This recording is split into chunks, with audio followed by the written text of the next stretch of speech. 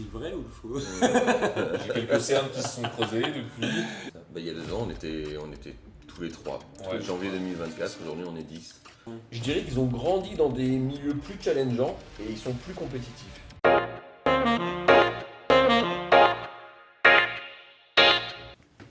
Ah, ça fait longtemps. C'est chiant. Ah, ça fait longtemps. Bienvenue à tous dans le Café Imo. Je suis Martin, le fondateur de Edifice, une entreprise qui accompagne les Français dans la réalisation de leurs projets locatifs. Aujourd'hui et pas dans 20 ans. Et aujourd'hui, je suis en très bonne compagnie, accompagné de 2 des 5 master coachs de chez Imo Evolution, Alexis, Arthur. Bienvenue, comment ça va?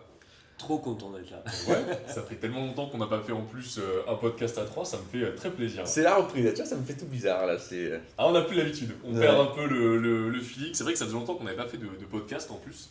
On reprend. Pourquoi est-ce qu'on reprend? Parce que, bon, je dis ça comme si vous ne saviez pas, mais vous êtes parfaitement au courant. On va maintenant passer sur un rythme plus régulier. On va poster une vidéo par semaine sur différents thèmes. On va avoir donc du format podcast comme celui-ci. On va avoir des formats un peu plus larges pour prendre des connaissances aussi gratuitement et donner toujours plus de valeur gratuite, en plus des apéros IMO qu'on peut organiser. Et on va avoir beaucoup plus de contenu de terrain aussi. C'est vrai que tous les 3, tous les 6 même finalement avec les autres coachs, on est beaucoup sur le terrain, on se déplace beaucoup sur des projets aujourd'hui de membres qu'on accompagne. On commence aussi à faire des immersions collectives.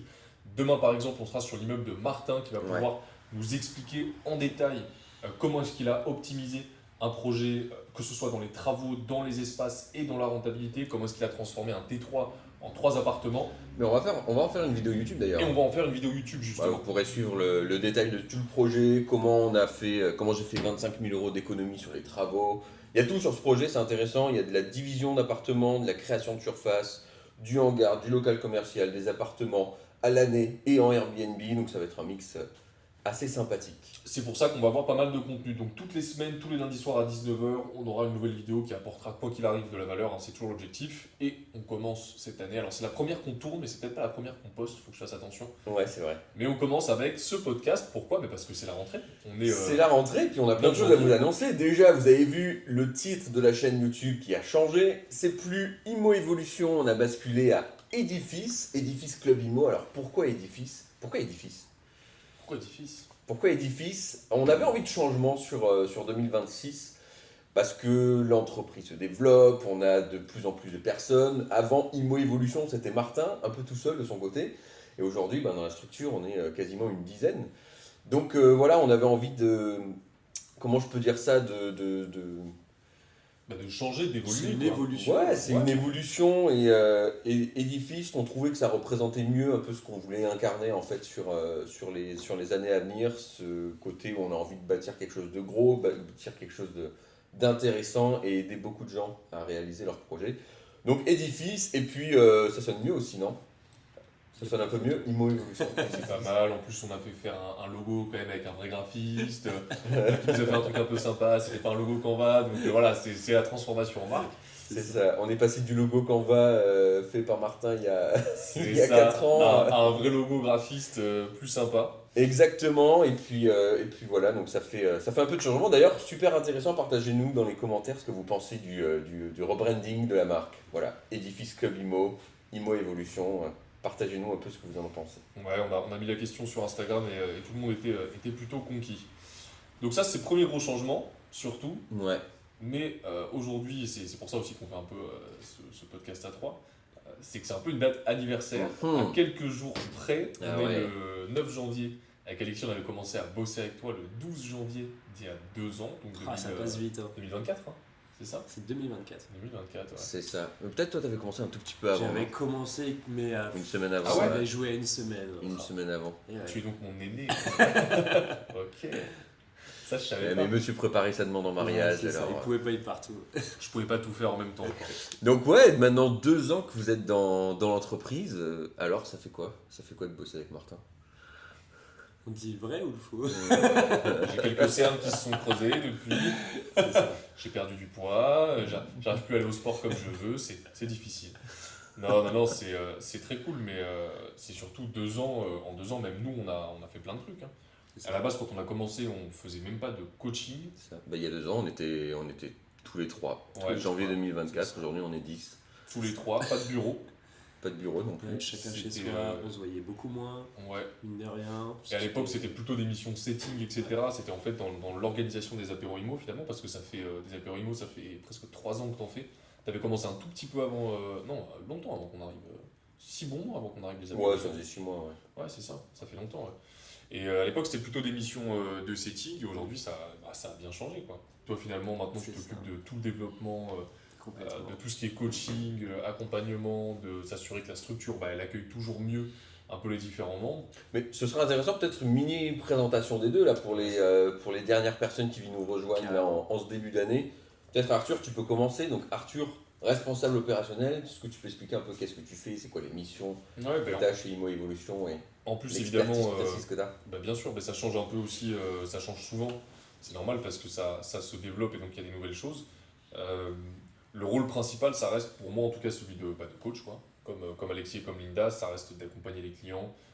C'est ce que je disais aussi dans l'interview qu'on a fait pour Instagram. Moi, c'est un peu le côté de j'ai fait un peu n'importe quoi. Donc moi, je m'assure de délivrer cette connaissance sur le côté problème ou sur les erreurs que j'ai pu faire pour être sûr que personne ne les refasse, quoi. Donc moi, je coach beaucoup, j'accompagne du début à la fin pas mal de clients sur mon secteur. Je mets cette expérience entre les mains de tout le monde. Et après, il y a le côté opérationnel ou organisation des apéros IMO, gestion on va dire de l'entreprise au quotidien. Ouais, il y a une partie. En fait, Parce qu'il y a- Multitâche. oui, parce que ça, j'ai dit administratif. Il y a Je fais un un peu de flux manager. compta. Et là, maintenant, communication du coup sur tout ce qui est YouTube, Instagram, etc. De la vraie création de contenu bien faite. Mais je pense que très rapidement, on va recruter quelqu'un aussi dans pas longtemps pour m'aider de ce côté-là.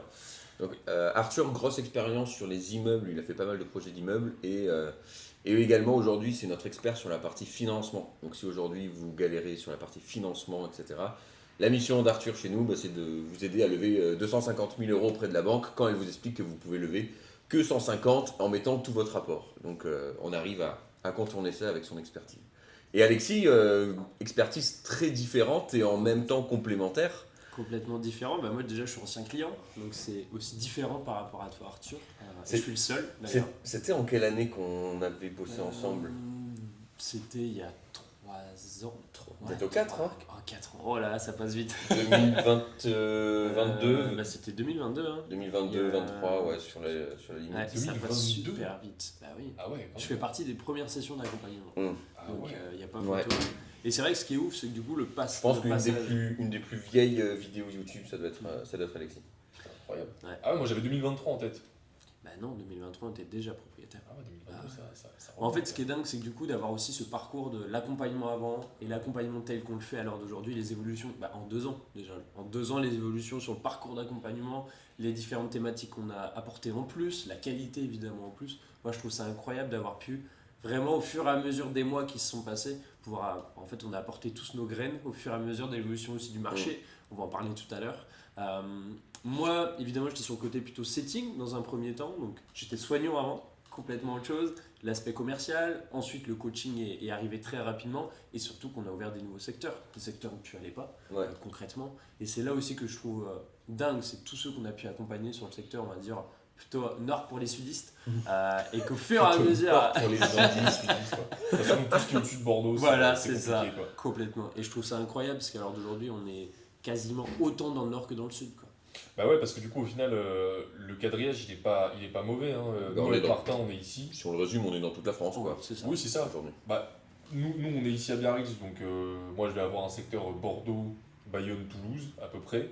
Alexis, toi qui es du côté de Nantes, tu vas récupérer toute la Vendée. On a ouvert les secteurs vendéens, parce que toi, tu les connais très bien aussi en plus, avec Nantes, Rennes, etc. Kevin, lui, va s'occuper du nord-est, va s'occuper de Strasbourg, a aussi évidemment un pied sur Grenoble et Lyon. Et Linda, elle est en binôme avec moi, Toulouse, Montpellier, Marseille, et un peu aussi Lyon-Grenoble, C'est ça. petit binôme, donc ça fait le tour de l'Hexagone. C'est quoi. ça, on n'aura plus qu'à aller faire la conquête de la Bretagne et monter même plus haut. On vous attend dans les commentaires, les Bretons. Oui, on va encore ouvrir des nouveaux secteurs, d'ailleurs, il faut qu'on les planifie. C'est ça. Exactement. Et donc Alexis, lui, son expertise, c'est la division de bâti. Donc Alexis, ça fait quoi, 700 000 euros de travaux, Ouais, peut-être quasi. même un peu plus? En tout, avec des projets confondus, ouais, c'est ça. On est Ouais, là-dedans. un peu plus de 700 000 euros de travaux sur les dernières années. Donc lui, son expérience, c'est justement quasiment à chaque fois sur de l'immeuble. Ouais, immeuble. Division de bâti, permis de construire, demande préalable, urbanisme, EDENIS, les compteurs, C'est ça, la gestion le des PLU, artisans. exactement. Et donc aujourd'hui, c'est notre expert en division de bâti justement qui aide les membres de nos accompagnements à les challenger sur toutes ces parties-là, quoi. Et c'est là aussi où récemment quand même on a ouvert le côté accompagnement sur la partie travaux avec les permanences toutes les semaines qui permet d'éviter aussi les grosses problématiques qu'on peut avoir dans la partie travaux, même jusqu'à la mise en location. Donc ça c'est des choses aussi qui n'existaient pas il y a, Ouais. il y a 2 ans en arrière, quoi. Ouais, bah justement, Ouais. ça a pas mal changé. À l'époque, le format de base, au tout début du début, c'était juste des cours vidéo. Ouais, ça c'était en Mais ça, c'était en 2022. 2022. Ça, Ouais, c'était la base de base, 2022, quoi. déjà, Alexis, c'était plus le cas, on avait Ouais. des coachings collectifs, C'est ça. Et l'immersion sur et place. individuels et immersion, et ouais, il y a eu, le produit a pas mal évolué, ouais. C'est clair. Bah là, ça a changé. Maintenant, c'est vrai qu'il y a toujours ce côté immersion de terrain. Ça qui va pas changer cette année, qui va être encore plus poussé. Mais il y a effectivement ce côté travaux qui vient rallonger aussi et permettre à tout le monde de se sécuriser, de pouvoir partager. C'est stressant en plus, les travaux. Les 2 points les plus stressants, de toute façon, on les voit, c'est banque et travaux. C'est ça. Le moment du financement, je comprends pas trop mon crédit, etc. Je comprends pas ce qu'on est en train de me mettre entre les mains. Il y a des banques qui sont un peu filoutes aussi, qui proposent des crédits bizarres. Ça, c'est Ouais. ça, c'est moi qui prends les Je te l'envoie. voilà, c'est ça. Moi, je récupère la proposition de crédit et je démêle un peu le sac de nœuds, quoi. Et c'est vrai qu'après, souvent, il y a ce soulagement de se dire, ça y est, c'est bon, j'ai acquis le projet, c'est fini. Ah, il y a quand même encore la partie travaux, justement, on le sait, où là, toi, tu es là effectivement toutes les semaines, tu prends les problématiques, tu fais attention à tout ça. Et toutes ces choses-là n'existaient pas, on les a mis en place au fur et à mesure. Et c'est pas impossible que ça évolue encore, hein, de toute En façon, fait, quoi qu'il arrive. vu qu'on part vraiment du besoin du client à chaque fois, alors aujourd'hui l'objectif c'est de les accompagner au bout. Évidemment il y a une problématique, on est là pour y répondre. L'objectif c'est ça, un accompagnement. Je prends mon café Mm. en même temps. Mais ouais, non, non, carrément. Sur 2026, justement, je regarde mes petites notes. Qu'est-ce qu'on va faire un petit peu cette année? Comment est-ce que. Moi, ça m'intéresse de voir comment est-ce que vous voyez le marché, qu'est-ce que nous, on va continuer à faire, qu'est-ce qu'on va faire de nouveau. C'est quoi un peu les améliorations de l'année qu'on va mettre en place? Ah, il faut qu'on tease déjà Ouais, il faut qu'on dise un peu quand même. le changement. Non, C'est un peu tôt encore. on peut en parler rapidement, mais effectivement, bon. Ok, 2026, pas mal de changements effectivement, mais en même temps, on va continuer ce qu'on fait bien, ce qu'on aime faire. Donc 2026, on va continuer les apéros IMO à fond. On va en avoir dans plein de villes. D'ailleurs, si vous êtes intéressé de venir nous rencontrer gratuitement dans ces événements, partager un moment pour échanger immobilier, puis échanger avec nous et les clients qu'on accompagne à la fin, vous pouvez directement aller sur le site, on va le mettre, je pense, dans la description juste en dessous. Edificeclub.fr, vous allez sur le site internet, vous pouvez directement vous inscrire gratuitement aux prochains apéros IMO, c'est gratuit, c'est vraiment le but qu'on puisse se rencontrer et qu'on voit les projets que vous avez envie de faire. Et donc ça, on va continuer d'en faire dans pas mal de villes dans lesquelles vous nous avez déjà vus en 2025 et quelques nouvelles aussi. On a quelques nouvelles villes qu'on va ouvrir cette année. Donc ça, on continue à fond. Quoi d'autre comme changement? Ce qu'on fait demain, c'est quand même pas mal. Les immersions sur le Ouais, terrain. on va faire de plus en plus d'immersions sur le terrain collective où on emmène pas mal de monde justement voir des projets qui sont en cours pour qu'on puisse se rendre compte de ce contraste entre la façon dont on pense l'immobilier, dont on l'idéalise quand on regarde des vidéos sur YouTube et ce que c'est pour de vrai sur le terrain. Et il y a toujours un décalage dont il faut se rendre compte avant de pouvoir avancer. Et ensuite, on va continuer de développer. On a encore quelques beaux profils qui vont rejoindre l'équipe cette année, mais j'en dis pas trop encore pour l'instant. Et voilà.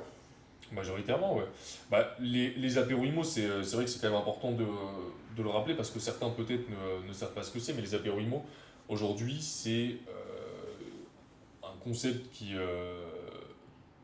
existe, oui, mais pas comme nous on le fait. C'est vrai que nous, on est quand même toutes les semaines en apéro IMO dans différentes villes de France. Nous, ça nous tient à cœur de rencontrer des investisseurs qui vont, alors soit des investisseurs qui ont déjà investi, ou d'autres qui vont débuter, qui vont se lancer. Pourquoi? Parce que déjà dans ces apéros IMO, il y a vraiment ce format conférence où on donne plein de valeurs gratuitement et parfois même un peu trop. Il y en a qui n'arrivent pas à suivre au niveau de la prise de notes. C'est pas rare qu'à la fin on me dise il y a quand même pas mal de concepts qui ont été vus, c'est un peu trop, on n'a pas l'habitude de ça, quoi. C'est vrai.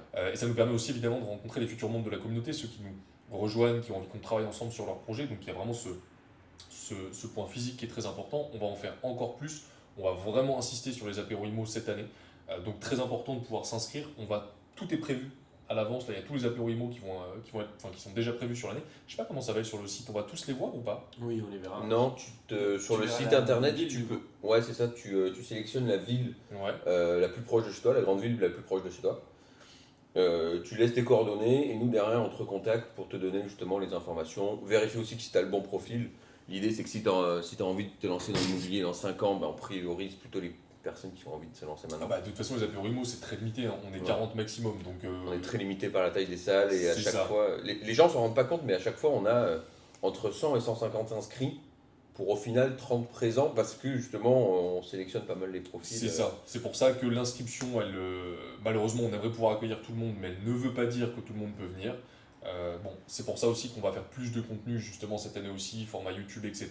Parce qu'on sait que parfois certains sont frustrés, ont quand même envie de prendre de la connaissance. On va en mettre toutes les semaines, ça va être un gros changement aussi. Mais donc plus d'apéro IMO, plus d'immersion. Ça c'est aussi évidemment ce qui va beaucoup se passer sur l'année. Et on peut teaser un peu parce qu'on a commencé à en parler, donc on est obligé. Mais il y aura peut-être de nouvelles sociétés, de nouvelles marques, toujours évidemment en lien avec le locatif bien sûr, qui vont être lancées. Différent de la formation de l'accompagnement. Ouais, je pense que d'ici un petit mois, un truc comme ça, on pourra commencer à en parler, mais ça va arriver quoi. Exactement. Et du coup, 2026, il y a pas mal de changements sur le marché. C'est ça le point d'après, non? Oui, de toute façon, sur 2026, c'est de faire un point sur ce qui s'est passé un peu sur 2025 aussi, super important, de ce qui se passe maintenant, parce que c'est un peu le bordel forcément avec les plans loi finances qui ne sont pas votés, le gouvernement qui a du mal à se stabiliser. Donc effectivement, déjà sur 2025, c'est intéressant. Qu'est-ce que toi, Martin, tu nous fais comme retour sur l'année? Qu'est-ce qui s'est passé un peu? Comment tu l'as ressenti, toi, rétrospectivement quoi? Donc si on prend un petit pas de recul et que je dézoome, moi j'aime bien partir des analyses un peu depuis le Covid parce que ça a été l'amorce de pas mal de changements sur les marchés. Donc il y a le Covid, l'année qui suit est très très lourde pour l'immobilier. Quand je dis lourd, c'est que c'est puissant, il y a beaucoup de transactions qui se font, les gens ont eu peur, les gens veulent sécuriser du patrimoine.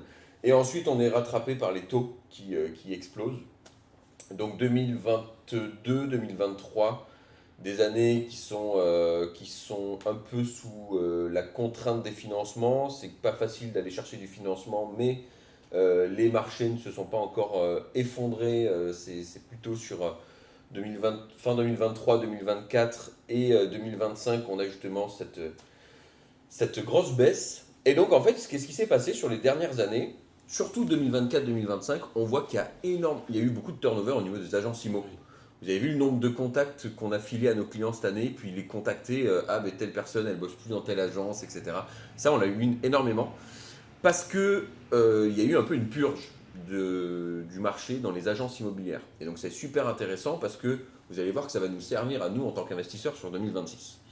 Si en 2024 et 2025, on a eu une baisse du volume de transactions immobilières, ça c'est un fait, ça a fait pas mal de tri dans les agences IMO. Et donc tous les mandataires, vous savez, qu'on voit régulièrement qui arrivent, IAD ou d'autres entreprises qui sont parfois moins sérieuses, en fait ils se sont fait balayer quoi, en 2024-2026. Et on a pas mal d'agences immobilières, moi que je connais, ou sur lesquelles ils avaient 10 mandataires. Aujourd'hui ils n'en ont plus que 5. C'est des entreprises qui tournent bien. Et ce qui est intéressant, c'est qu'on va avoir du coup quelques agences qui sont souvent des agences qui sont présentes depuis... les agences qui sont dans les villes, qui sont implantées, souvent elles sont là depuis 15 ans, 20 ans, parfois plusieurs décennies. Et donc ces agences-là, elles restent. Elles continuent de consolider leur position dans le marché. Et comme on a les mandataires un peu volatiles, les arrivants, quoi. Sans parler de qualité, c'est aussi beaucoup de personnes qui, quand l'immobilier a explosé, forcément, tu vois une opportunité. Il y a beaucoup de personnes qui voulaient un changement de vie et c'est hyper attractif. À l'époque, ça l'était de se dire je vais travailler pour moi dans un marché qui est super dynamique, dans lequel il y a de la transaction, où il y a de l'argent à faire, etc. Je sais que ça a été vachement bon aussi, par exemple, pour les petits secteurs ruraux. Je sais que cette explosion un peu des indépendants, elle a été bénéfique pour des secteurs qui n'étaient pas trop touchés par des agences physiques et tout. Mais en fait, du coup, moi je le vois pas en question de sérieux ou pas sérieux, juste c'est naturel, c'est forcément il y a moins de transactions, donc c'est la part de marché elle est plus faible, mais il y a toujours autant de monde. C'est ça. Tu récupères moins de chiffre d'affaires par personne, et donc ceux qui sont le mieux structurés sont ceux qui survivent le mieux à la vague. C'est sûr que si tu C'est ça. viens de te lancer là en tant qu'indépendant, putain, c'est pas facile quoi. Genre là, tu luttes avec des acteurs qui sont implantés, qui sont connus, tu luttes pour un marché qui est plus petit. Bon, c'est pas le meilleur moment. Écrémage, du coup, ça a été. Mais il y a aussi des agences, hein. Il y a pas mal Ah, il y a d'agences pas mal d'agences qui ont fermé. qui ont ouvert, etc. Un peu la fleur au fusil en se disant allez, on y va. En plus, on a rencontré un mec la dernière fois quand on était au Hall. Oui. Tu te souviens, qui nous a dit Ouais. le mot pour mot, incroyable, on a oublié d'en parler ça. C'est vrai. Le mot pour mot, il nous a dit oui, machin, type adorable. Et il nous dit oui, moi j'ai fait plein de trucs dans ma vie. C'était un mec qui peut avoir une soixantaine d'années. Il a fait plein de trucs dans sa vie qui n'ont rien à voir avec l'immobilier. Et il a dit, en fait, après le Covid, du coup c'est exactement ça. Il dit après le Covid, j'ai déménagé à Biarritz parce que le cadre de vie, etc. Trop bien évidemment, mais meilleur endroit de France pour vivre. Et non pas la Vendée, et non pas chez toi. On va pas ouvrir le débat. Et il nous dit oui, et du coup, voilà, par hasard, je me suis dit, en fait, il avait lancé une activité un peu dans l'événementiel, Covid. Il dit, horrible, pire timing, donc il abandonne ça, et il dit, qu'est-ce que je vais faire? J'ai toujours été entrepreneur, j'aime ça. Au pif, il a lancé une agence immobilière. Et donc il y a plein de gens comme ça qui se sont lancés, même sur des trucs physiques. Et du coup, le truc, c'est que si t'as pas réussi à accrocher les wagons sur les dernières années, à être bon, à être performant et à en faire à vraiment te professionnaliser, quoi, tu peux pas juste surfer sur le marché. Donc ouais, ça a fermé, même les agences physiques, il y en a plein qui ont fermé. Et la conclusion de la discussion qu'on avait avec lui, c'est ça, il a refermé ensuite. Non, lui, ça se passe bien. Et lui, ça se passe bien. Lui, ça se passe bien parce que il a monté l'agence, il s'est Ouais. associé pour le coup quand même avec quelqu'un qui était du milieu. Il n'y est pas allé non plus seul. Oui, ça n'a pas été une reconversion coup de tête, quoi. C'est une reconversion coup de tête, mais Oui, qui mais- s'est qui s'est bien faite. Oui, quoi. mais il était cadré, quoi. C'est Voilà, pas un c'est ça. indépendant qui fait ça chez lui. Dans Voilà, son c'est salon, ça, quoi. c'est ça. C'est genre, il s'est mis avec quelqu'un qui C'est ça. s'y connaissait. Moi, je connais les gens de son équipe parce qu'à un moment donné, on a bossé dans le même endroit. Donc, il a pris que des personnes dont c'est le métier, qui sont forts, etc. Et ce qui fait que l'agence aujourd'hui vit très bien et qu'elle fonctionne très bien, quoi. Mais bon, ça aurait pu se jouer à rien, tu vois.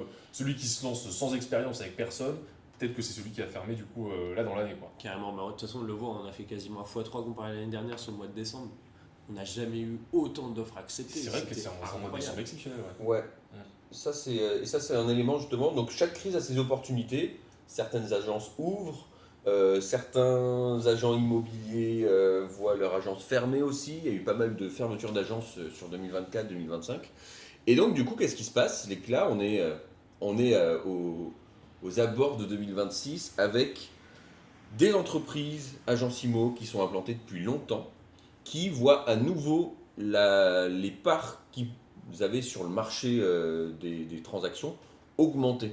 Ils reprennent un peu plus de parts du marché qui avaient été grignotées par des mandataires ou par des entreprises qui étaient un peu moins solides. Et pourquoi c'est une opportunité incroyable pour nous en 2026, c'est que quand tu es dans le off-market avec ces personnes-là, que tu les connais, qu'elles t'envoient les biens en priorité, et ben ces agents IMO ont accès à encore plus de biens qu'il n'y avait accès en 2024-2025. Et donc du coup, aubaine pour les investisseurs, premier trimestre 2026, ça va aller très fort, parce qu'on a à chaque fois ce même phénomène, fin d'année, juste avant la fin d'année, novembre, décembre, les personnes qui n'ont pas réussi à vendre dans l'année commencent à brader un peu plus leur prix.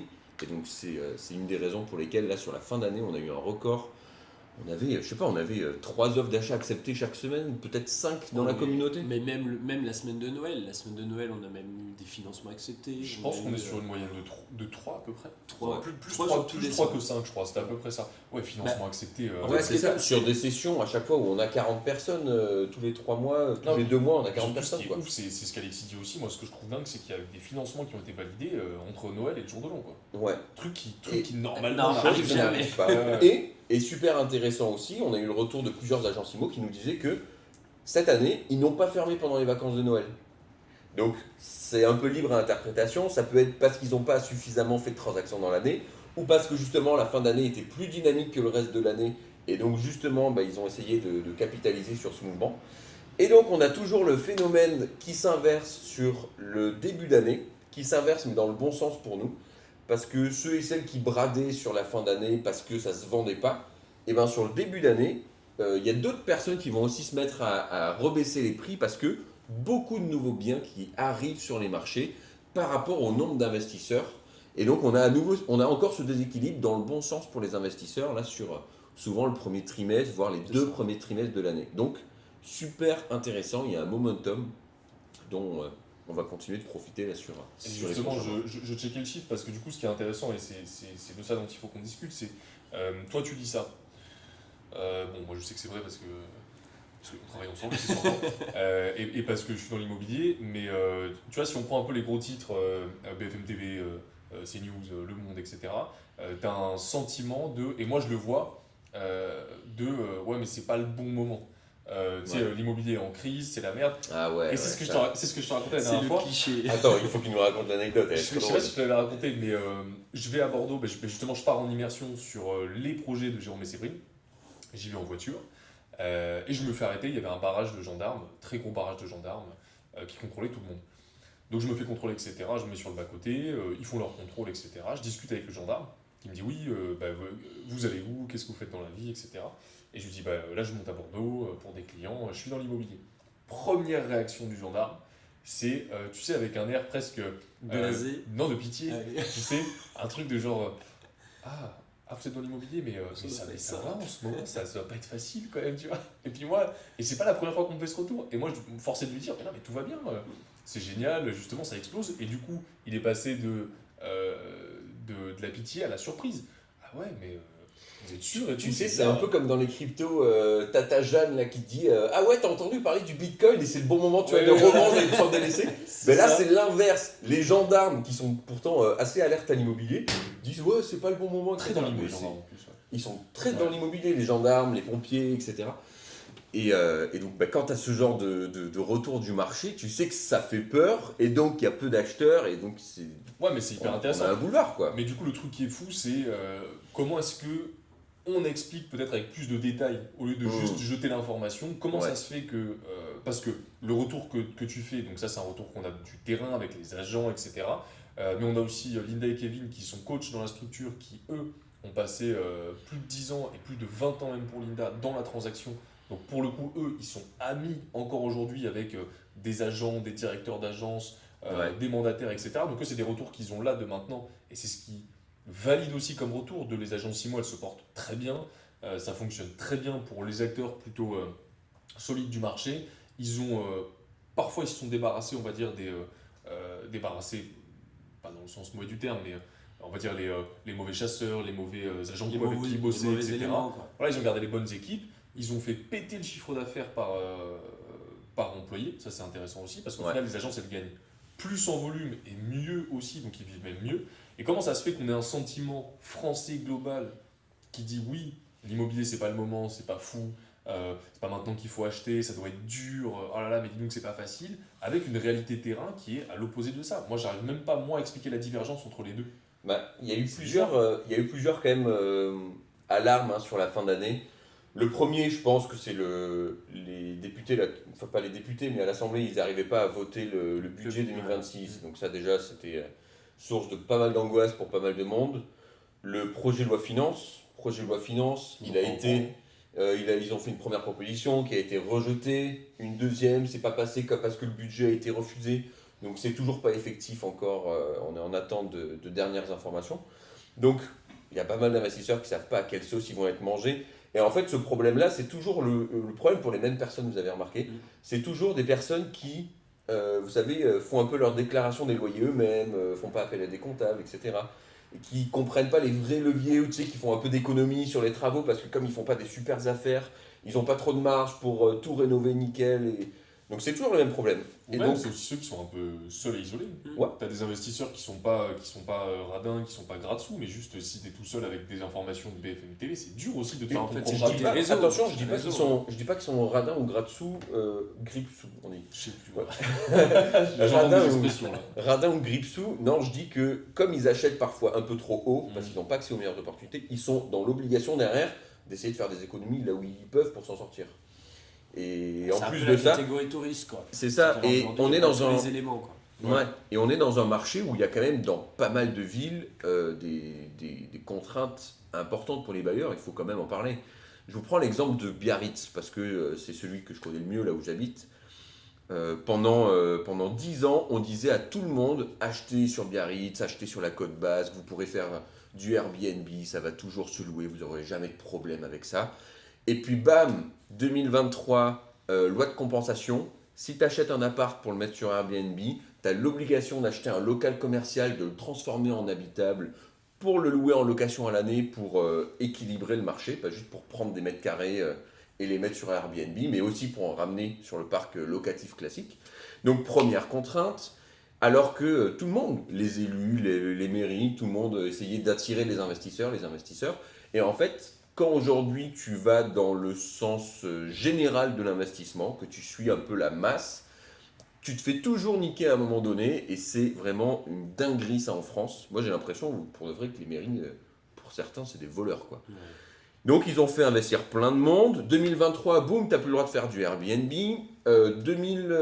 Décembre 2024, donc l'année dernière, il y a un an, ils nous ont dit si tu as un appartement, maintenant tu vas avoir un plafonnement et un encadrement des loyers si tu le loues en location à l'année. Moi j'ai plein de potes à qui je dis arrêtez d'acheter des T2, des T3, des studios ici, parce que vous allez vous faire avoir à un moment donné.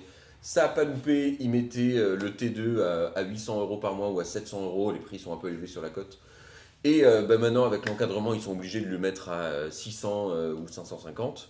Donc ils se sont fait éclater au niveau des loyers et la mairie en remet une couche, parce que ça suffit jamais. Si tu as un bien en location en résidence secondaire, donc c'est pour la location, et que tu le mets ni sur Airbnb ni en location à l'année, ils te tabassent avec une taxe d'inoccupation. Donc tu vois, c'est vraiment l'hôpital qui se fout de la charité. Ils font investir du monde et tout le monde, tu sais, quand c'est dans le discours commun, là, quand tout le monde fait la même chose, les agents IMO, les mairies, les élus, tout le monde incite les gens à investir. C'est là qu'il faut, quand on est investisseur, prendre un pas de recul et se dire, ok, c'est quoi les tendances futures? Et aujourd'hui, ce schéma-là qu'on retrouve, on le retrouve dans pas mal de villes. Alors il se trouve que sur le Pays Basque, c'est un peu extrême, parce que je crois qu'on est dans les zones les plus tendues. Quand il y a des problèmes de logement, c'est souvent au Pays Basque, Sur ça la tabasse. côte, Sur la côte, Ouais, Pays Basque, ça tabasse en premier. Mais on l'a aussi à Marseille. Comment il s'appelle là, le maire de Marseille là, on l'a vu. Ah, on en parlait avec Kevin en plus. Ouais, on l'a vu qui disquait, tu sais, les boîtes à clés là, des Airbnb. Toutes les conciergeries sur Marseille se sont fait contrôler justement pour ces histoires de loi de compensation. Il y a un plafonnement des loyers qui est passé il y a quelques mois, puis ils sont revenus dessus parce que tout le monde gueulait. Bref, il y a des zones un peu en suspens, donc je comprends aujourd'hui qu'il y a pas mal d'investisseurs qui se posent des questions. Mais quand on n'investit pas dans ces secteurs à problème, aubaine. Ah, de toute façon, on le voit, hein, ceux qui Boulevard. nous ont rejoints, qui avaient souvent des apparts sur Nantes, sur Rennes, sur les grosses villes, ou du Cellier ou du Pinel. Bon, ça, c'est encore un sujet. Ah oui, il faut qu'on en parle d'ailleurs, Pinel. C'est ça. Mais en fait, on se dit, c'est dingue. Enfin, l'argent qui a pu être mis sur des projets comme ça, s'ils nous avaient rencontrés avant, ils auraient pu faire du x2, du x3. Et c'est ça qui est incroyable. Ouais, mais même le fait de. Si nous avaient rencontrés avant, ils auraient pu faire du x2, du x3, tu vois, oui, c'est vrai. Mais même en dehors de ça, le problème, il est même pas là. C'est la story que je mettais il y a pas longtemps, où pour moi, il n'y a pas une stratégie qui est meilleure que l'autre dans l'absolu. Dans le sens où, évidemment, la stratégie que nous, on met en place et sur laquelle on accompagne, je trouve que c'est la plus intéressante parce qu'elle permet d'enchaîner rapidement sur des projets, d'amortir du patrimoine rapidement, mais c'est pas l'objectif de tout le monde. Et quelqu'un qui n'a pas cet objectif-là, ok, pour faire du patrimonial, il n'y a pas de souci. Mais le problème, c'est que la plupart des gens veulent faire ce qu'on fait, Ouais. enchaîner les projets, justement faire du cash flow, amortir du gros patrimoine vite pour la retraite aussi, de la transmission, etc.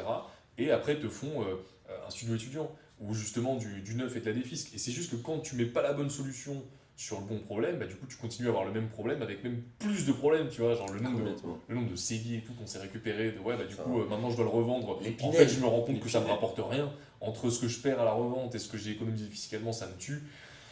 C'est frustrant pour les gens parce que tu te dis ils ont perdu 10 ans quoi. C'est ça. Et ça c'est horrible. Mais tout ça pour dire que, parce que ça maintenant de toute façon c'est fini, mais il y a toujours cette... Oula, waouh. On a beaucoup travaillé cette semaine. T'es en On a beaucoup hauteur, là, travaillé sûr. cette semaine. Mais tu vois, c'est intéressant parce que Il y a toujours cette divergence quoi, Ouais. c'était tout ça pour dire ça. on parlait tout à l'heure de, tu sais, la promotion de l'immobilier, d'investissez tous à Biarritz, etc. Regarde, le Pinel, même schéma. Ouais.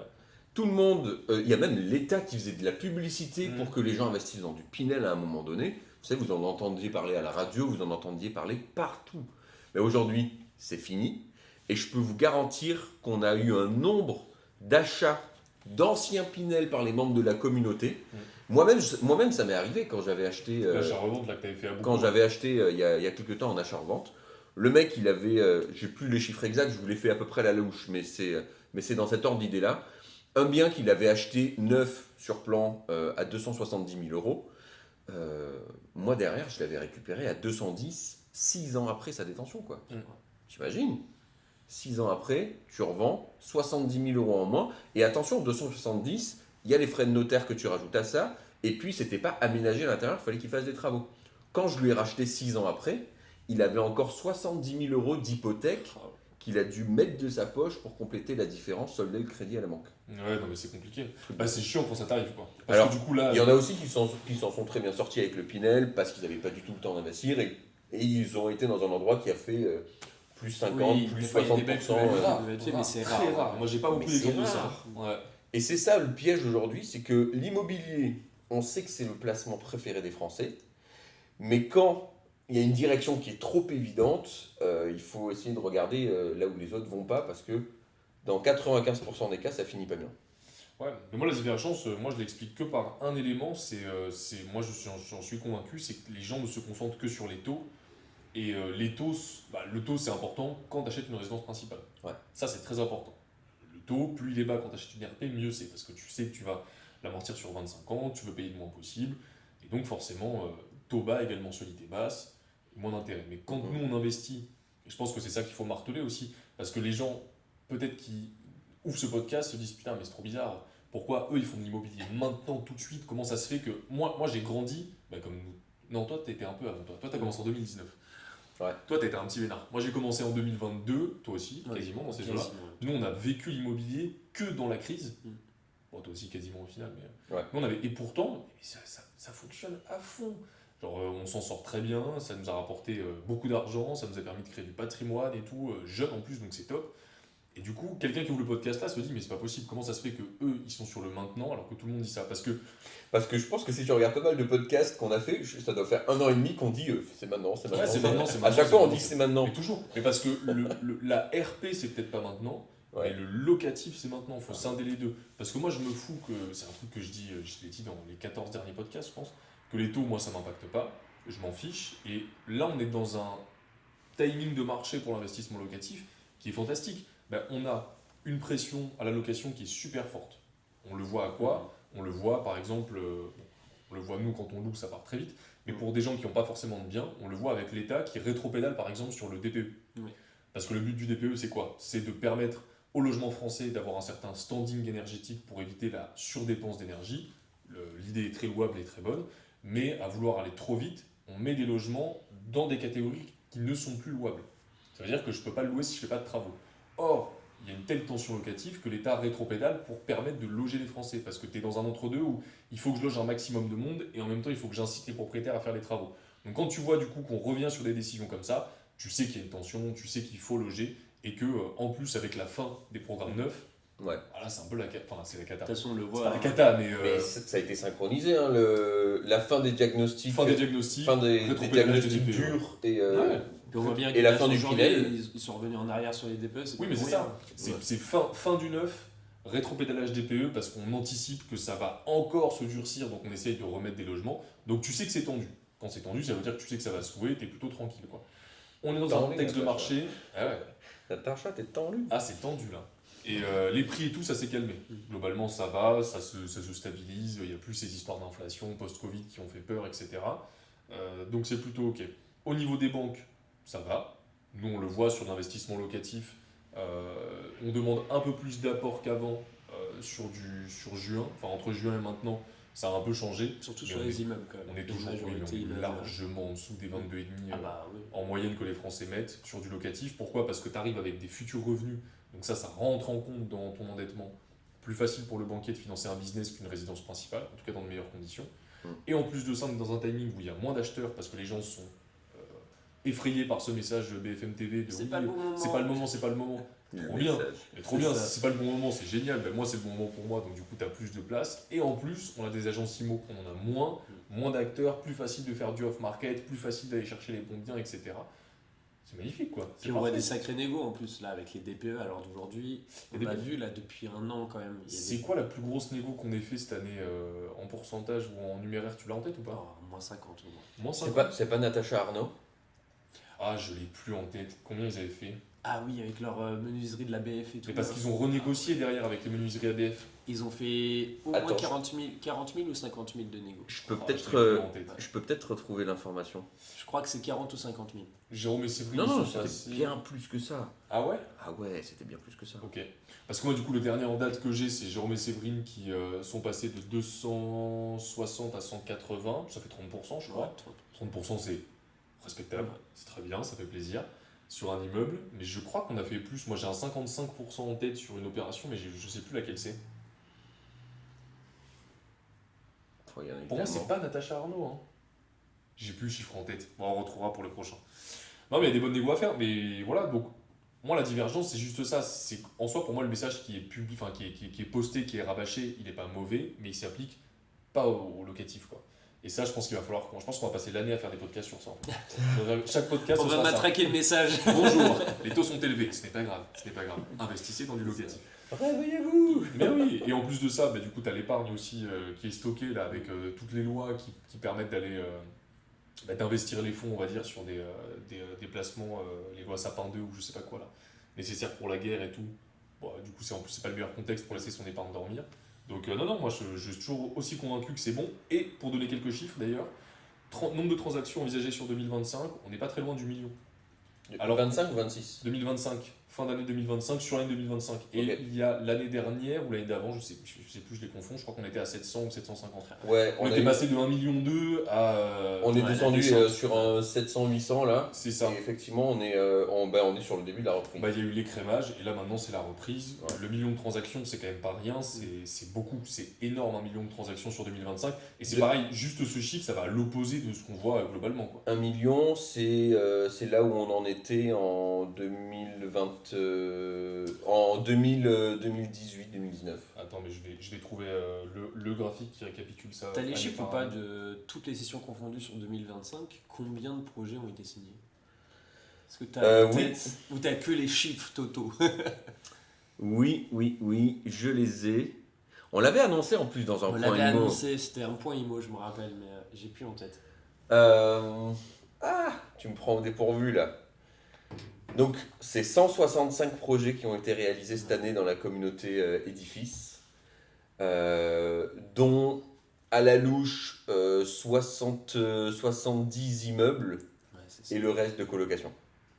On est quasiment sur du presque 50-50. Tu vois, j'ai que dans tout ce qui est professionnel, j'ai rebond du marché, toutes les grandes villes réaugmentent, chiffres à la hausse, etc. Ouais, on a une reprise, ouais. Mais j'aimerais bien avoir une espèce de courbe, mais j'arrive pas à le trouver. J'aurais dû préparer ça mieux. Non, mais on vous l'affichera à l'écran, la courbe du nombre de transactions là, sur les dernières années. Vous allez voir que c'est assez parlant, on voit bien la reprise. Je l'ai vu il y a 2 semaines, la courbe. Ouais, j'arrive pas à la trouver parce que j'aimerais On bien. vous la remettra, vous allez voir, 2020 à c'est- 2025, ce serait top. C'est intéressant, ça laisse de bons présages à venir sur 2026-2027. Ah, si, alors en novembre 2024, on était à 778 000, tu vois. Ouais, et donc ça c'était le plus bas. Ça, c'était le plus bas. Ça, c'était vraiment la cata. C'était. Novembre 2024. Le timing, on avait. Alors attends. Et ben tu vois, l'année dernière, on disait l'année dernière, Août donc il y a un an, 2022, au pic post-Covid. Attendez, si je reprends. Attends, je vais vous le faire parce que c'est intéressant quand même. Alors, on raconte pas que des conneries. Hein. C'est ça. Il y a l'épreuve. donc ça veut dire en janvier 2018, on était au million de transactions. Et ben voilà. Et là, on était sur un plus haut. Le plus haut historique, on était sur les 800 000 transactions par an, à peu près de 2005 à 2012. Tu vois, c'était à peu près ça. Bon, entre les deux, il y a eu les subprimes, mais ça, voilà, je ne le compte pas. Janvier 2018, 967 000 transactions. Janvier 2020, 1 million. Ensuite, après le Covid, 1,2 million. Là, on est venu chercher le max du max. Qui ensuite s'est complètement effondré en 2024 à 778 000. Donc on n'est pas si loin. Donc, en fait, c'est C'est ça, 1 million c'est 2, là. De 778 000. 1,2 million, mais en plus en très rapide. En Attends, octobre 2022, J'ai on arrondi à faisait, 800 000, ben moins 35%. en octobre 2022, on faisait encore 1 100 000 transactions. Ensuite, ça a droppé à 778 000. Et là, on revient quasiment sur le million. Ce qui est super, enfin ça reste super élevé, quoi. C'est des niveaux qui sont Ouais. quand même très très élevés. Repart des. Plus 20%, quoi. Ouais, Plus 20% de transactions entre 2024 et 2025. les prix qui repartent à la hausse, donc moins d'acteurs, que ce soit à l'achat, dans la transaction, des besoins en vente qui sont toujours existants, hein. Il y a toujours des mariages, il y a toujours des divorces, il y a toujours De toute façon, de la succession, on des le voit quand décès. on parle à nos partenaires, enfin, que ce soit notaire, agent immobilier, surtout juste sur la période de décembre, je pense qu'on on en sort tout juste. Enfin, ils ont pas pris de vacances tellement qu'il y avait de boulot, c'est pas pour rien. Enfin, alors d'aujourd'hui, c'est là où on se rend compte que ce qu'on peut entendre à droite et à gauche, faut peut-être se faire son propre opinion, quoi. À un moment donné. Ouais, c'est ça. Et tu sais ce qui me fait plaisir, moi, cette année, j'en ai pris conscience, là, il n'y a pas longtemps, c'est que je pense qu'on est tous d'accord autour de cette table pour dire que nos parents ont quand même vécu dans une période économique, dans leur vingtaine jusqu'à 40 ans, plus simple que la nôtre. Bon, toujours il y a Oui. des crises, des choses comme ça, mais Ouais. il y avait quand même relativement plus Bien d'emplois. Tu vois, les années 90 en France, c'était une dinguerie au Ouais, niveau c'est sûr. business. Ils sortaient des 30 glorieuses, etc. Leurs parents avaient plus de pouvoir d'achat aussi. Et aujourd'hui, nous, on est dans une période où tu as des jeunes, tu vois, qui ont 25, 30 ans, 35 ans, qui ont grandi dans cette incertitude des 10 dernières années, dans un peu ce bordel. Et ils commencent à être vachement compétitifs sur le digital. Mm. Et ce qui se passe, c'est qu'on a des jeunes qui ont grandi dans un milieu plus challengeant que leurs parents et qui commencent à arriver un peu sur les marchés, qui commencent à monter des boîtes, qui commencent à faire des choses. Et on en voit de plus en plus des jeunes qui ont la dalle comme ça, qui commencent à arriver et à faire des trucs sympas. Et on a un espèce de phénomène différent qui est en train de se produire là, sur les dernières années. On a de plus en plus de trentenaires qui sont qui gagnent extrêmement bien leur vie, alors que la génération de nos parents, c'était des quarantenaires, des cinquantenaires qui gagnaient bien leur vie. Parce qu'il y a une espèce de retournement où, je sais pas, il y a des jeunes qui ont la dalle qui arrivent, quoi. Ouais, donc tu as du pouvoir d'achat, etc. Tu peux aussi emprunter, Mais investir. je dirais non, aussi. c'est pas forcément C'est ce que je dirais. l'éducation. Je dirais qu'ils ont grandi dans des milieux plus challengeants et ils sont plus compétitifs. Ah ouais. Ils sont plus compétitifs, ils comprennent mieux les milieux digitaux, ils s'appuient plus sur l'intelligence artificielle, sur plein de choses qui leur simplifient la vie. Ils vont beaucoup plus vite, beaucoup plus fort. Ils s'éduquent, la majorité tu vois, de nos générations, ils s'éduquent aussi sur tout ce qui est investissement, entrepreneuriat. Ouais, ça Ils change ont un peu accès ça. à Et ça, c'est l'information une plus grande facile. différence. Ça change pas mal, ça, avec des trucs comme Finari, etc. Tu le vois, c'est vrai que la mentalité, elle a un peu changé là-dessus. Même, moi, je vois le nombre de personnes, j'ai pas une expérience de 20 ans, mais moi, j'ai commencé à investir il y a 6-7 ans. À l'époque, personne mettait un sou en bourse autour de moi, il se passait pas grand-chose. C'était très mystique, crypto, bourse. Il y avait que l'immobilier qui était le truc par défaut, parce que tu te dis dès que j'ai mes premiers salaires, moi je vais acheter mon appart, etc. Et c'est vrai que maintenant, tout le monde le fait. Ouais. Tout le monde le fait. Même Inès, elle m'a dit en janvier 2026, il faut que tu m'expliques ce que tu fais. Moi, je veux ouvrir un PEA, je veux commencer à mettre en bourse, etc. Alors qu'elle n'est pas du tout dans l'investissement, que c'est pas une appétence qu'elle a, mais parce que ce côté retraite, se sécuriser et tout, franchement, ouais, tout le monde commence à en être conscient. Et alors attends, je vais quand même juste nuancer un petit peu mon propos. C'est qu'il y a des jeunes qui ont la dalle, qui commencent à arriver sur les marchés du travail, mais surtout le marché de l'entrepreneuriat, qui commencent à monter des trucs. Mais il y a aussi un écart énorme entre d'autres jeunes qui, eux, sont de plus en plus loin de ça aussi, parce que c'est un peu la perversion des réseaux sociaux, c'est qu'il y en a qui l'utilisent comme une vague pour grandir, pour se renseigner, pour avoir accès à des trucs auxquels ils n'auraient jamais eu accès normalement. Et il y en a d'autres qui l'utilisent que comme du divertissement, qui s'éloignent, qui... Ouais, mais toi t'es biaisé parce que toi t'as l'impression toi limite dans ton discours on dirait qu'il y a que des personnes qui s'en servent pour faire un truc productif, alors que Non, je te garantis que c'est plutôt l'inverse quand même. je le modère, mais il y a... Enfin, c'est pas une généralité. Ouais, bah oui. Il y a des gens compétitifs qui arrivent, quoi. Et ça fait plaisir parce que, je sais pas vous, mais moi j'ai entendu quand même sur tu sais, il y a 4-5 ans, j'entends quand je suis arrivé dans le milieu du travail, c'était les jeunes, ils savent plus rien faire, Ouais, etc., etc. Ouais, mais ça Et c'est un aujourd'hui, discours de vieux con. Ça, mais c'est ce que je dis, ça, c'est tout mais le temps, c'est ça, cet c'est tout le écart. temps comme ça. C'est cet écart. C'est Ouais. c'est les personnes qui ont l'âge de nos parents, que tu appelles les vieux cons, qui commencent à être décorrélés par rapport aux jeunes qui arrivent et qui sont Mais non, c'est même pas l'âge de nos darons, même moi je le vois des gens qui ont notre âge qui disent ouais, dis donc, les jeunes d'aujourd'hui, c'est bon. Toutes les générations elles disent ça, c'est Je me sens vieux quand fatigant. il me dit ça, tu vois. C'est clair, non, mais c'est horrible. Non, mais c'est clair. Mais après, c'est cool aussi parce que ouais, il y a de plus en plus de contenu, etc. Je te donne un exemple super qui va te parler. Pierre. Mhm. Pierre, qu'on a accompagné depuis septembre 2024. Ouais. Pierre, jeune ingénieur dans l'informatique. Dans l'informatique, Pierre, je crois. Non, pas dans l'informatique. Non. Non. Ingénieur J'ai mangé. C'est dans un une vrai- boîte dans l'énergie. C'est un vrai Énergie. ingénieur, le mec qui Ouais. voit. Ingénieur, pas informatique. Il a 23 ans ou 24 ans, il démarre avec nous, paf, on lui fait acheter un premier immeuble. On en a déjà parlé en plus dans la chaîne. Ouais, je crois qu'on en a déjà parlé. On en a déjà parlé dans la chaîne. Il fait un super projet, budget total 230 000 euros avec travaux et tout. Un plateau dans lequel il fait une coloc, plus 2 T2 juste au-dessus. Et super projet, 1200 euros de cash flow par mois après avoir tout payé, le crédit, les taxes, etc. 1200 euros par mois. Et là, fin d'année, il nous sort un deuxième projet, 2 locaux commerciaux. Mais peut-être tu peux nous en parler de ce deuxième projet. Bah ouais, mais en plus, justement, j'allais te dire, c'est quoi les highlights un peu de l'année Très bonne transition. on va dire les meilleurs projets qu'on a réussi à faire. Bah, Pierre, ça c'est un peu, ça reste un peu toi, mais Pierre, là il a fait. C'est dommage parce que c'est tout un immeuble à vendre en plein centre-ville d'une grande ville en plus, donc très sympa. Donc tu as le rez-de-chaussée en commercial, on est emplacement numéro 1. Un bis, pardon, un bis. C'est pas la rue principale, on est directement perpendiculaire à la rue principale. Donc ça reste très commerçant, enfin, il n'y a que des commerces autour, que des business, des activités, des pharmacies, tout ce que tu veux, quoi. Donc il est sur ce plateau-là, et ensuite tu as tous les étages qui ont été mis à nu par un marchand de biens déjà qui revend l'intégralité. Il y a moyen de faire un truc de fou. On a posé les chiffres, et franchement, j'ai cherché à essayer de le faire financer dans la communauté, parce qu'on était sur à peu près 1,5 million en termes de travaux. Très très très beau rendement à la sortie, en vente à la découpe. Très belle opération marchand de biens à faire, franchement. Mais j'ai essayé mais j'avais pas assez de temps. Tu sais, c'est le genre de projet qu'il faut quand même structurer. Il faut aller vite. Non, mais il faut aller vite. Mais moi, si je le mets dans la communauté et qu'on le fait tous ensemble, tu vois, j'ai besoin d'arriver avec tous les éléments. Et le truc, c'est qu'on était dans un délai quasi impossible. Parce que Pierre, du coup, fort de son premier immeuble, il arrête son activité pour se lancer dans l'entrepreneuriat, dans le truc. Attends, dis pas trop, je vais y venir. Je dis pas trop. Mais n'en parle pas parce qu'il veut pas que ça se sache. Non. On dit rien. De toute façon, je suis au courant de rien, mais voilà. En gros, il arrête pour passer à autre chose, etc. Mais donc, ce qui fait que le délai pour emprunter, il était super court.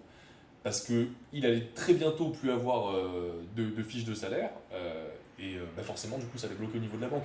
Ouais. Donc, vu que le délai était court, on n'a pas trop eu le temps de monter un projet construit à présenter à la communauté. Ce qui fait que, malheureusement, il n'achète pas la totalité. Mais il achète le rez-de-chaussée, qui est énorme. C'est un énorme plateau commercial, en fait, qui va tout simplement scinder en deux. Du coup, on va avoir 2 activités. C'est des grands locaux, hein. On a. Ouais, j'ai vu 150 mètres carrés. C'est à peu près 120 mètres carrés chaque local, mais Ouais. plus en fait, aujourd'hui c'est 150, mais parce que tu as un espace au milieu qui va devenir la cage d'escalier. Ouais. Et c'est super bien foutu en fait, parce que tu arrives dans l'entrée, donc tu as l'entrée face, ça va être immeuble, et ensuite droite un local, gauche un autre local, avec la vitrine qui donne sur la rue, donc tu as une vitrine un peu en L comme ça, vachement sympa. Chaque local fait 120 mètres carrés, il y a un énorme puits de lumière qui permet d'éclairer aussi le fond, donc c'est pas des locaux commerciaux tout sombres, etc. En plus, c'est le marchand de biens qui s'occupe de faire toute la cage d'escalier, etc. Donc, tu vois, vraiment, en fait, Pierre, il n'a rien à faire, il n'y a pas de travaux. Il achète les deux, il fait pas un pet de travaux, il a juste à diviser. Donc, bon, on a quand même Enedis, division de compteurs, etc. Et ensuite, il loue à 2 nouveaux commerçants. Super projet, franchement, j'ai envie de dire, pour finaliser son parcours avec nous. C'était prévu, hein, on passait 18 mois ensemble, presque 2 ans finalement, parce qu'on a quand même suivi aussi plus longtemps sur les travaux, etc. Il finit avec nous sur ce projet-là, qui va lui rapporter 1500 euros de cash flow. 2000 euros de cash flow. 2000 euros hors période de différé, donc encore plus pendant la période de différé. Ouais, Donc, il fait un premier projet qui rapporte 1200 euros de cash flow. Or, il a 3 ans de différé, il a eu 6 mois de travaux. Donc pendant 2 ans et demi, c'est pas 1200, c'est 2000 euros de c'est cash fini, flow. en plus je vais pouvoir mettre les images, c'est on a fini, meublé, premier loué, film. etc. Donc il fait 2000 euros de cash flow par mois pendant encore 2 ans et demi, puis il passera à 1002 avec le premier projet. Et là, il vient d'avoir son financement accepté sur le deuxième, avec 2000 euros de cash flow qui vont tomber. Et sur les 2 projets, c'est ça qui est hyper intéressant, sur les 2 projets, total apport posé, 0. Ouais, il a été financé en décembre en plus. Et en fait, c'est Zéro. ça qui est dingue. Ouais, c'est Décembre, une il dinguerie. était Ouais, financé. c'est ça qui est dingue, mais après pour lui donner quand même un peu de crédit, il s'est bougé le cul, hein. Ouais, bien Pierre, sûr. moi je l'ai eu début décembre, on avait 3 semaines pour trouver un financement en décembre, même moi j'ai douté. Mais moi, je lui ai dit, Pierre, c'est chaud de ouf. Franchement, là, c'est chaud. Parce qu'il réfléchissait à faire des associations, à faire des montages et tout. Je lui ai dit, Pierre, on n'a pas le temps. On n'a pas le temps. On n'a pas le temps. On ne peut pas monter une boîte, on ne peut rien faire. Là, c'est demain, il faut que tu ailles dans des banques. Il faut qu'on aille faire des rendez-vous vite. Faut serrer des rendez-vous avant les vacances de Noël pour avoir des retours début janvier, quoi. Et sous la pression, il n'a pas craqué, parce que c'est pressurisant quand même de te dire il faut que j'aille vite, etc. Mais ouais, mais au bout d'un moment, l'immobilier, c'est du terrain, c'est du voilà. Et Pierre, il y allait à fond. Bien sûr. Financement validé, il s'est donné, il s'est dépassé, il a fait exactement ce qu'on avait dit qu'il fallait faire. Et résultat, ça paye, quoi. Là où beaucoup, je le sais, auraient paniqué, se seraient dit oh là là, mais du coup, je sais pas ce que je fais, etc. C'était pas son premier projet, on l'aurait pas envoyé au casse-pipe sur un premier projet. Ah non, mais il a été fort. Hein. Et donc c'est ça, c'était pour illustrer mon propos. Donc on se retrouve avec des jeunes aujourd'hui qui sont compétitifs, quoi. J'arrive, j'imagine, en un an et demi, il dégage un salaire pour toute sa vie avec ses projets immo. En un an, quasi un an et demi. Septembre 2024, on est en janvier 2026. Ah, c'est beau. Un an et demi. Ça, c'est beau. Et c'est vrai que des financements, il y en a eu un autre financement là sur le mois de décembre. Est-ce que tu as le nom en tête, Arthur? Un autre financement, il y en a eu plein de financements. Plein. Mais c'est top parce qu'on entend à droite à gauche, c'est pas possible sur la période de Noël, du Nouvel An, etc. Et on voit qu'on sort des projets comme ça, c'est incroyable. Ah bah c'est pas impossible, mais par contre c'est toujours c'est pas une génération. On a eu Théophile, il a eu un financement le 31 décembre. Ah ouais 31 décembre, tu te souviens pas de l'anecdote du 31 décembre où Théophile il rentre dans l'agence le 31 Non, l'année dernière. L'année dernière. Il rentre dans l'agence le 31 décembre et tu sais, tellement il allait dans l'agence, chaque fois qu'il arrivait, tu sais, il y avait un truc de oh putain, c'est lui. Ah, c'est lui. Tu te souviens ou pas, il nous avait raconté ça? Oui. Ils en pouvaient plus dans la banque. Ils se disaient, ah putain, c'est pas lui, c'est pas vrai, c'est encore lui et tout. Et le mec arrive un 31 décembre, mais je crois qu'il les a eu à l'usure. Les mecs se sont dit, mais en fait. Tant qu'on le finance pas, il va continuer. Voilà, on va le financer. Mais monsieur, il est à 600% de taux d'endettement. Vous me financez cette personne parce que je peux plus l'avoir. Et il les a eu à l'usure, ouais. Mais non, on a eu un autre financement et je l'ai plus en tête. En plus, on l'a fait dans le point Ingo. Et si, Manon, ouais. Mais c'est en décembre, Manon? Manon, non, c'était juste avant décembre. C'était juste avant décembre, on est d'accord. Non, je pense que tu confonds avec Natacha Arnaud, mais en fait, finalement, c'est nous qui nous sommes trompés. Ils ont le compromis signé et pas l'acte final. Ah, c'est peut-être ça. C'est peut-être ça. Mais non, mois de décembre prolifique. Hein. Et donc, Pierre, toi, c'est un peu ta petite Madeleine de Proust de l'année. Ouais. Et puis, trop beau, parce que du coup, il va pouvoir lancer son projet. Il m'en a toujours pas parlé. Mais j'ai hâte dans 6 mois qu'il m'en dise plus. Et puis lui, t'imagines, du coup, il arrête son métier, et je crois, si je ne me trompe pas, qu'il va gagner pareil ou plus avec l'immobilier, sans bosser, je m'entends, qu'avec son activité, donc ça détend pour lancer son projet, quoi.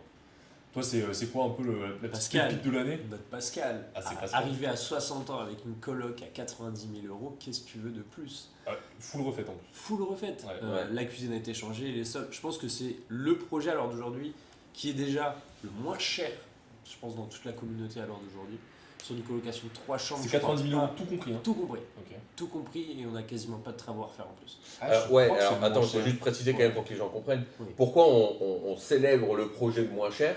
Pas parce que c'est le moins cher, c'est parce que nous on a des standards quand même en termes de cash flow. Donc on veut des projets qui rapportent du cash flow. Et plus tu diminues le budget, plus a priori la proportion de cash flow est faible. Et lui, là où la plupart du temps on est sur des budgets minimums à 110, 115 000 €, tout compris pour les premières colocs rentables qui rapportent de l'argent vraiment. Et même 110, 115, c'est vrai. Avec pratiquement une chambre 100% en cash flow, et lui il a réussi à le faire sur un budget à 90. Et là c'est 240 € de cash flow tous les mois. Et ce qui permet en fait, et c'est là en fait, c'est pour ça que je voulais aussi parler de lui, il veut enchaîner sur un immeuble. Tu m'étonnes. T'imagines le avant-après, là, le switch qui se passe, alors qu'au tout début, non, une coloc et après je m'arrête là parce qu'il y a la retraite, etc. C'est ça. Non. Et c'est intéressant parce que Pascal, j'avais discuté avec lui, il m'expliquait que lui, il avait travaillé pendant toute sa vie. Là aujourd'hui, il était fatigué. D'ailleurs, professionnellement, il y avait quelques chahutements, je ne sais pas si ça se dit. Et voilà, paf.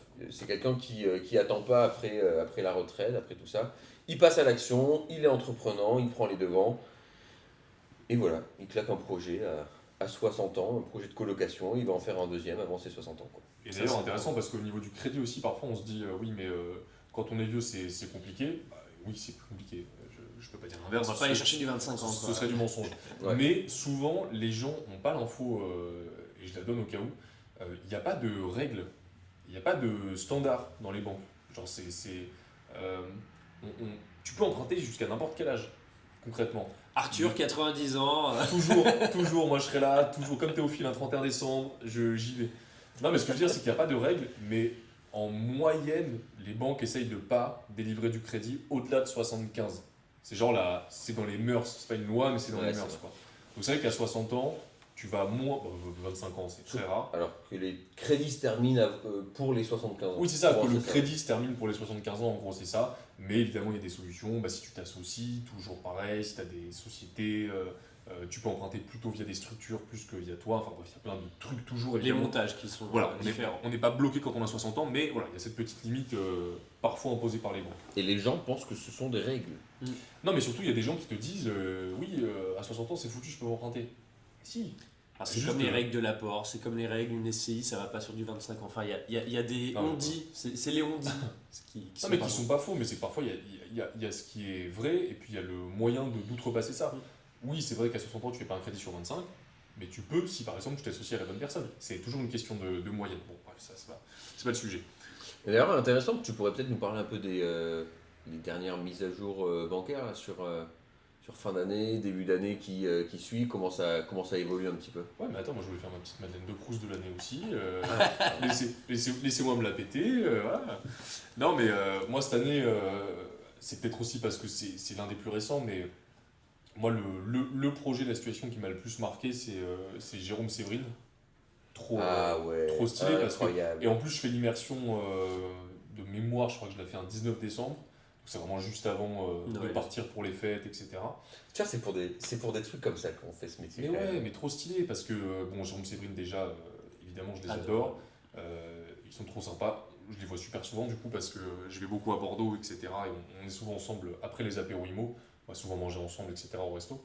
Et du coup, eux, vraiment, ils ont tout bien fait, quoi. Tout bien fait, dans le sens où ils trouvent un premier projet, premier immeuble, donc on est ensemble pour 2 immeubles. Ils trouvent un premier projet, top, c'est un mix commercial, résidentiel, en bon état, emplacement numéro 1 pour le coup, plein centre-ville, trop stylé, etc., trop sympa. Mais il y a des petites problématiques, notamment vis-à-vis du local commercial, parce qu'on est sur au moment où ils font l'offre, rien n'est clair. Quand ils me présentent le projet, rien n'est clair. On ne sait pas ce qui se passe. Il y a du coup comment on appelle ça pas dissolution, mais Une liquidation pour le local liquidation, commercial. merci, judiciaire qui est en cours. Ouais. Donc le propriétaire a toujours pas récupéré les clés du local, on n'a pas de vision, etc. On fait quand même une offre qui est acceptée. Et ce qu'on se dit à ce moment-là, c'est en parallèle, continuons de faire des visites parce qu'il y a de l'incertitude sur ce projet, et c'est ce que je conseille d'ailleurs à tout le monde, quand il y a un peu de flou, on continue. Comme ça, on va toujours. Et c'est marrant parce que chaque fois que les gens m'écoutent sur ce point-là, soit ils trouvent un deuxième projet Meilleur. plus rentable que le premier, parce qu'il n'y a plus cette pression. De trouver un truc. Ouais. C'est toi qui es en contrôle, C'est t'en as ça, déjà un. tu te dis, Au j'en ai pire, déjà t'as un. mieux. Voilà, tu te dis, j'en ai un, je suis détente, et donc pas, quand tu es plus détendu, les choses arrivent plus facilement, je trouve. C'est vrai. Donc soit ils trouvent un deuxième projet qui est plus rentable et ils switchent, soit ils en trouvent un deuxième, et ils font les deux en même temps, au final. Donc Jérôme Séverine, bah, c'est un peu ça en fait. Ils font le premier, on avance, c'est long, etc. Ils font des visites, ils font des offres. Il y en a qui sont refusés, enfin bon bref, ils avancent tranquillement jusqu'au moment où ils finissent par avoir un deuxième projet accepté. Entre-temps, ça s'éclaircit sur le premier immeuble, on a de la visu, on sait qu'il y a une décision de justice qui va être rendue, donc tout va dans le bon sens, etc. Ce qui nous permet de commencer les démarches bancaires, d'aller chercher des financements, un peu challengeant parce que leur banque a été chiante. La banque leur fait des promesses, Ouais. revient après, derrière, en disant non, non, mais en fait, ce qu'on vous a proposé, on va tout changer, etc. Bon. Et très bonne situation en plus, du coup, ils sont déjà investisseurs, enfin, voilà. Mais la banque a été un peu chiante. Pas grave.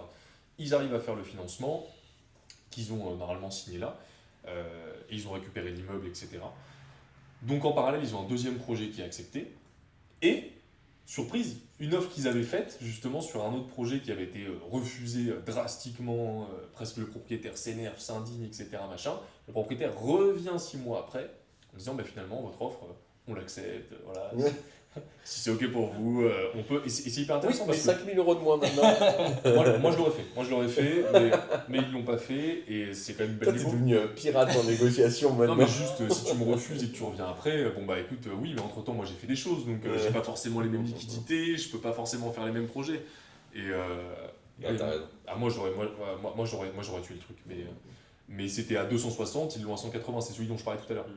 260 180. Et c'est intéressant parce que ça prouve plein de choses, il faut pas se fier aux prix qui sont sur le marché, c'est pas forcément les bons prix. Les actions qu'on met en place aujourd'hui, bah, elles auront peut-être du résultat dans 3 mois, dans 6 mois. Et c'est pour ça que c'est un truc perpétuel où il faut toujours être sur le terrain, l'immobilier, c'est très important. Mais bref, ils se retrouvent aujourd'hui avec un immeuble qui est financé, 2 immeubles qui tombent en même temps, qu'on va essayer de faire financer du coup hyper intéressant. Et donc si on arrive à tout faire, bah, ça fait 3 projets finalement et non pas 2 qu'on a concrétisés ensemble.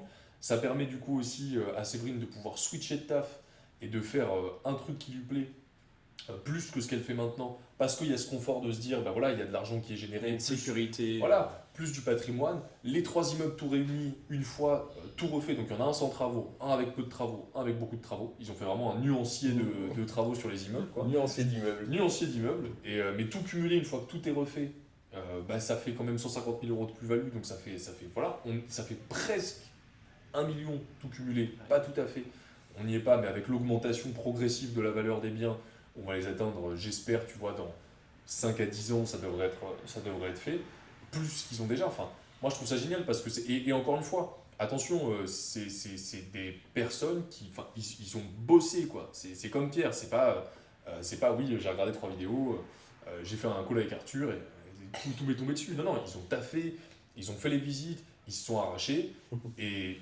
tout est tombé un peu d'un coup. Mais c'est trop bien et ça fait trop plaisir. Et ça, c'est des trucs où bah, ça devient un changement de vie en fait. Et c'est le feu parce que c'est ce que j'ai vécu, c'est ce que Martin a vécu, ce que toi t'as vécu. Et on sait à quel point quand tu arrives à faire ce switch, moi je sais qu'après j'étais détendu. Je me dis, oh, C'est incroyable. c'est bon.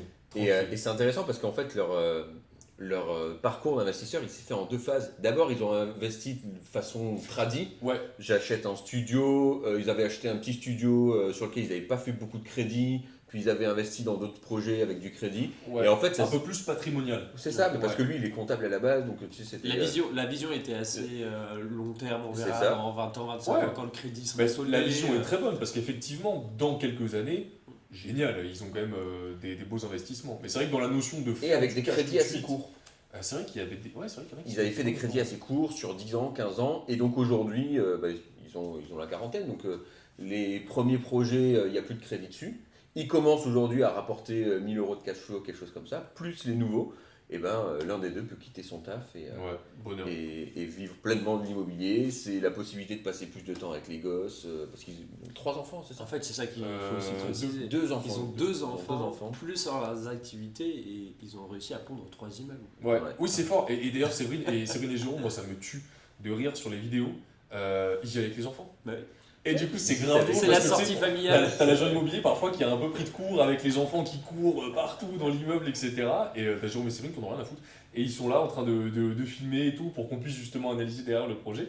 Et voilà, le temps, effectivement, ils l'ont trouvé, ils se le sont créés. Ouais, Ils se sont créés, c'est ça. ouais c'est ça. Mais après, t'avais les enfants sur les immeubles, mais ça, c'est pas grave ça. C'est la vie. Mais ouais, tant que t'arrives à faire ta Les vie. futurs investisseurs. Mais ouais, mais tout est possible. Hein. Mais c'est pour ça, vraiment, voilà, ils se sont donné les moyens de la réussite aussi, ça vient pas de nulle part, quoi. Donc ça, ouais, non, trop plaisir. Trop plaisir. Premier sécurisé, j'ai trop hâte qu'on avance sur les 2 suivants. Et en rapide, faites déjà une petite heure 10. Ah ouais, quand même. Ah ouais, quand même. En rapide, sur les conditions de 2026. Bon, qu'est-ce qu'on observe? Un maintien au niveau des banques. Il n'y a rien qui change par rapport à la fin 2025. Je refais quand même un topo parce que c'est pareil. Nous, sur le locatif, c'est pas du tout les mêmes conditions que sur le résidence principale. Voilà. Ouais. Même le résidence principale, d'ailleurs, je connais pas trop les taux, quoi. Sur le locatif, en moyenne, on a des taux plus élevés. Ça, on le sait, donc on est toujours aux alentours des 3,8. Nous, je sais qu'on fait des calculs avec tous les membres de la communauté à 4%. Toujours pareil, parce qu'on calcule le pire pour avoir le meilleur. Encore une fois, les taux, nous, on s'en fiche. Dans 5-10 ans, on les renégocie, ça fait juste plus de cash flow. On est à peu près sur ça. Toujours au niveau du crédit, hein, des calculs sur 20 ans, ça ne change pas. Ce qu'on voit de plus en plus, par contre, c'est un changement au niveau du différé. Ça, c'est important. Avant, déjà, on avait beaucoup plus de différé total. On y arrivait vachement plus facilement. Depuis C'est vrai. juin, on en a eu un. Moi j'en ai eu qu'un en tout cas, j'en ai vu passer qu'un. Différé total, les banques elles sont pas fans, même avec de très bons dossiers. Ouais. Vraiment des dossiers mais parfaits. Des dossiers de CDI, pas de crédit, projet structuré avec une quantité de travaux qui est. C'était Marie et... C'est toi qui les as accompagnés en plus, différé total. Oui, c'était Fabien et Rachel qui ont eu différé total. Non, Aussi, non, mais- moi je te parle d'un plus récent que ça. Marie-Florian Il y en a eu un Oui, plus récent que Marie ça. et Florian, oui, tout Et à c'est fait. toi, c'est ça, parce que. C'est vrai, côté de Rennes. de Rennes. Ouais, Voilà, c'est le seul. Moi j'en ai pas eu d'autres. Hein. Ouais, Vraiment, j'en ai pas eu d'autres. Ah, mais ça date, oui, ça commence à dater. Ouais. C'était oui, mais c'était il y a quoi, 2 mois? C'était. Ah non, plus que ça. Ah bon? Non, ils ont eu la validation du crédit un peu avant l'été, mais ils nous Ouais, l'ont c'était annoncé avant en l'été. septembre. Ouais, c'est ça. Ah, bon bah du coup, ok, alors. Ouais. Septembre-octobre, ils nous l'ont Et en annoncé. fait, peu 0 importe le ou budget. 1, quoi. Ouais, parce que peu importe le budget, c'est plutôt le Peu différé importe le partiel budget, en fait. Qui peu importe les travaux, peu importe la qualité de la personne qui emprunte, peu importe le montage fiscal, que ce soit du nom propre, du LMNP, du LMP, de la société, là c'est vraiment, il n'y a plus trop de total en ce moment. Alors peut-être qu'en 2026 ça va revenir, je sais pas, mais en tout cas jusqu'à présent c'était ça. Donc pas de total, beaucoup de partiels du coup, et ils ont commencé à beaucoup plus inclure le partiel dans le crédit plutôt que de l'ajouter. On avait beaucoup avant par exemple de 23 plus 2 ou de 20 plus 2 en différé partiel. Maintenant on a pas mal de 20 dont 2 C'est différés ça. partiels. Faut vachement le négocier comparé à avant. Ça faut le négocier, ça faut... C'est vraiment une Et négo à avoir. Et c'est là où il y a pas mal de personnes qui se gourrent et qui sont pas très au clair sur ah oui, j'ai 2 ans de différé partiel. Ouais, mais attention, parce que c'est vraiment 18 et 2. Donc ça, c'est vraiment à négocier. Ça, pour le coup, par contre, il délivre. On peut encore faire du 20 plus 2 ou du 23 plus 2, ça c'est ok, mais il faut vraiment le demander, il faut insister. Donc ça, c'est ok. Au niveau de l'apport, quand on a le bon dossier, la bonne structuration, le bon projet, enfin quand tout est bien fait de base, Quand quoi. le budget est respecté, c'est good. Voilà, c'est ça, très important. On est toujours entre 0 et 10%. Nous, on oscille à peu près dans cette fourchette-là. On va rarement dépasser les 10% pour du locatif rentable, bien loin des 22,5%. Il y a toujours des cas particuliers, mais c'est souvent quand le projet dépasse le budget forcément que la banque demande plus. Et puis c'est tout, les IRA, très simple à faire enlever, ça n'a pas changé, c'est 100% ok. Il n'y a pas autre chose. Non, c'est tout, j'ai tout dit. Le différé, le taux, la durée, on est bon. Alors maintenant, qu'est-ce que ça va donner en 2026? Ils annoncent une rehausse des taux sur de l'ARP, de 0,2, je crois, un truc comme ça. Bon, ben, en gros, nous, c'est pareil, quoi. 3, 8, 4, on va rester dans ces eaux-là. Et une augmentation de l'apport pour la résidence principale. Mais nous, ça ne nous concernera pas trop, je pense. Donc, à voir ce que ça va donner en 2026, surtout sur les différés. C'est le truc auquel il faut qu'on fasse attention. Pour le reste, classique, ça risque de pas bouger, quoi. Nickel. C'est mes prévisions météo pour l'année à venir, quoi. La météo Et finance. difficile. Ah oui, la météo finance, ouais. Eddy Finance. Ah, on va faire un nouveau truc, tu sais, je vais me mettre bientôt avec un costume cravate, un fond vert, et je pourrais montrer en fonction des départements. et T'imagines tout. en petit Hier réel soir. Insta. Ah, ce serait génial. Hier soir, c'était Eddy Chips. Et des chips, ouais, on va monter une marque de chips aussi. Eddy ça arrive bientôt, Chips, ça. Eddy Finance. Non, mais voilà, on a tout. Je pense qu'on est pas mal, on va pouvoir couper ce podcast de reprise. Difficile de se remettre dedans au début, un peu rouillé, mais ça Après, une revient fois vite. parti, Ouais, ça revient vite, hein. Ouais, c'est ça. Trop cool. Call to action, peut-être pour.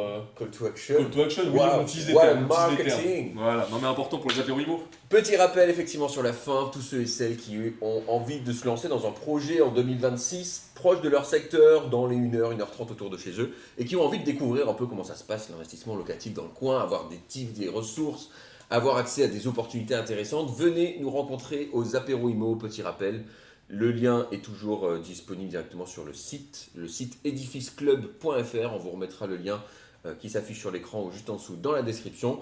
C'est gratuit, on partage un verre ensemble, vous venez nous rencontrer, toujours un plaisir. Ça se fera avec parfois Arthur, parfois avec moi, j'ai bugué sur ton prénom, parfois avec Alexis, et puis on va pouvoir défoncer tout ça ensemble cette année, quoi. Voilà, magnifique. Eh ben messieurs, à demain pour l'immersion sur l'immersion. Ouais, c'est ça. C'est parti. Allez, à demain. À la prochaine. Allez, à la prochaine.